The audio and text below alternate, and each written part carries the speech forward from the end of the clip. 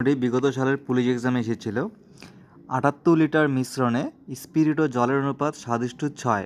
এই মিশ্রণে কিছু পরিমাণ জল দেওয়ায় পূর্ব অনুপাত ব্যস্ত অনুপাত হয়। যুক্ত জলের পরিমাণ হলো ১৪ লিটার, ১২ লিটার, ১৩ লিটার, ১৫ লিটার। দেখো, মিশ্রণের পরিমাণ হচ্ছে ৭৮ লিটার, আর জল আর স্পিরিট আর জলের অনুপাত হচ্ছে ৭:৬।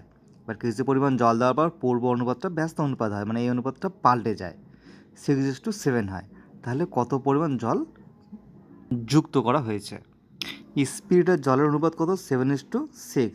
তাহলে এদের টোটাল কত একক? টোটাল হচ্ছে 13 একক। আচ্ছা, 13 একক কত লিটারকে রিপ্রেজেন্ট করছে?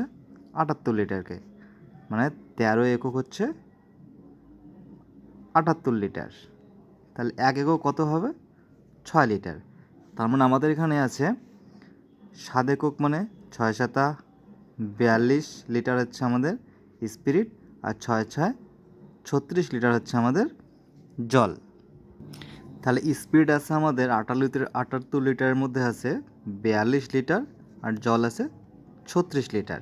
এবার আমরা জল মিশিয়েছি, ধরি আমরা এক্স পরিমাণ জল মিশিয়েছি, এক্স লিটার। তাহলে দেখো এই দুটোর অনুপাত কত হবে? তাহলে 42/36 প্লাস এক্স, মানে সেটা স্পিরিট বাই জল, কী হবে? এই অনুপাতটা পাল্টে যাবে। কত হবে?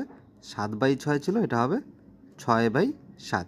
এখান থেকে আমরা এক্সের মান বের করে নেব। দেখো, 6 দিয়ে 42কে কাটলে থাকবে 7। তাহলে এখানে বা 36 প্লাস এক্স ইকুয়াল 49। আর এখান থেকে আমরা যদি বা এক্সের মান বের করি, তাহলে 49 থেকে 36 আমাদের বিয়োগ করতে হবে, প্লাস এদিকে মাইনাস হবে, তাহলে হবে আমাদের 13। তাহলে আমরা 13 লিটার যদি জল মেশাই, অ্যান্সার হবে সি 13। 13 লিটার যদি আমরা জল মেশাই, তাহলে আমাদের এই অনুপাতটা উল্টে যাবে, অ্যান্সার হবে 13 লিটার।